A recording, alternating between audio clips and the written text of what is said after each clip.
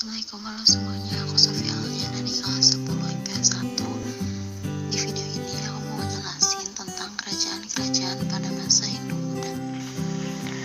Jadi, pada awalnya Hindu-Buddha masuk Indonesia pada awal Masehi melalui jalur perdagangan. Kenapa bisa melalui jalur perdagangan?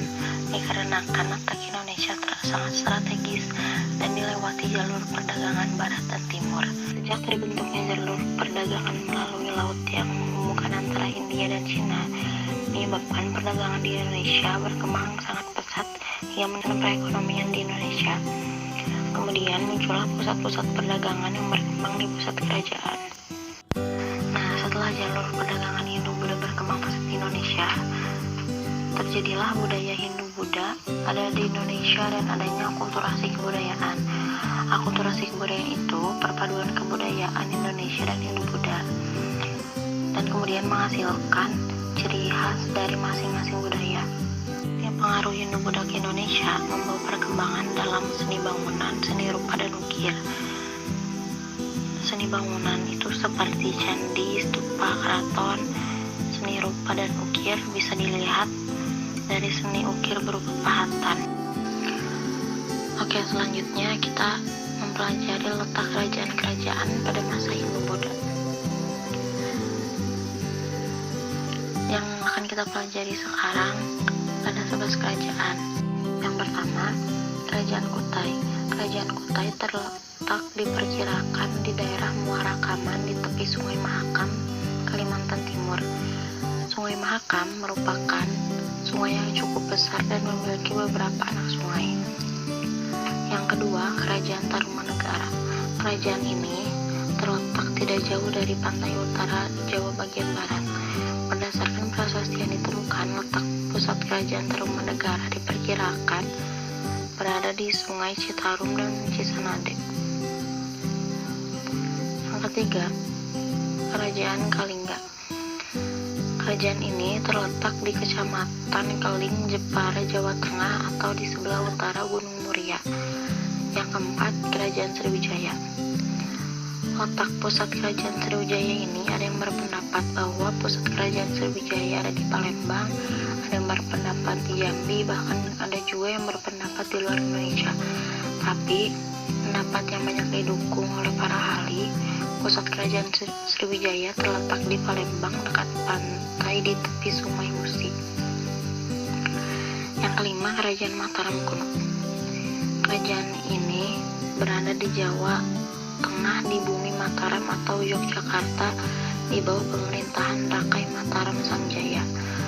6. Kerajaan Kediri.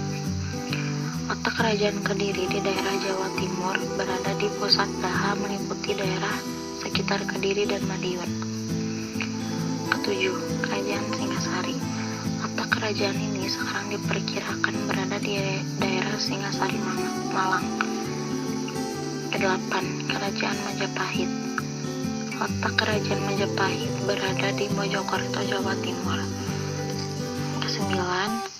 Kerajaan Buleleng dan Kerajaan Dinasti Warmadewa di Bali.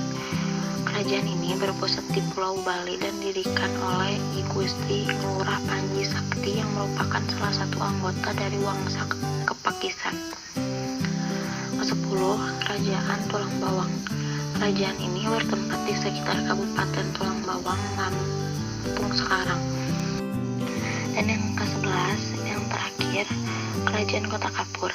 Kerajaan ini kemungkinan besar Kerajaan Kota Kapur memiliki daerah kekuasaan di sekitar Kota Kapur itu sendiri, tepatnya di Kecamatan Mendau Barat, Provinsi Bangka Belitung. Itu dia letak 11 kerajaan pada masa Hindu-Buddha yang kita bahas sekarang.